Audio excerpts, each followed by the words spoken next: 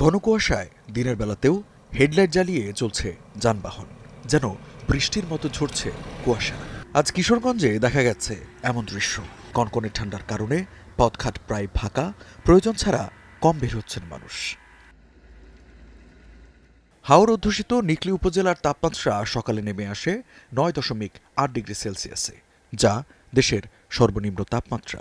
মৃদু শৈত্যপ্রবাহে বিপাকে নিম্ন আয়ের মানুষ। শীতের এই তো কাম করেন না, কিছু করেন না, বাতাস প্রচুর। ভাই ৩-৪ দিন ধরে এরকম শীতের তাপমাত্রা, মানে আমরা বাসা থেকে বাইরে হয়ে যে দোকানে আসবো, মানে এই সময় এই 11টা বাজে কি ব্যবসা বাণিজ্য করবো, রোডে তাই না লোক টুক ভাই। শীত তো বেশি বুঝছেন, আমরা তো কাজ কাম করে বাড়তে পারি তারি না। এদিকে সপ্তাহ ধরে ঘন কুয়াশা আর হিমেল হাওয়ায় নাকাল উত্তরের জেলা পঞ্চগড়ের জনজীবন। 13.3 ডিগ্রি তাপমাত্রায় যুবথম মানুষ খড়কুটো জ্বালিয়ে করছেন শীত নিবারণের চেষ্টা। গত কয়েকদিন ধরে এত ঠান্ডার জানে বাইরে হওয়া যায় না, 4-5 জায়গা যাবো, তাও ঠান্ডা। কুয়াশার ভিতর কাজ না করলে তো ভাত নাই, কাজ করতেই হবে। 5 দিনেও সূর্যের দেখা নেই সিরাজগঞ্জে।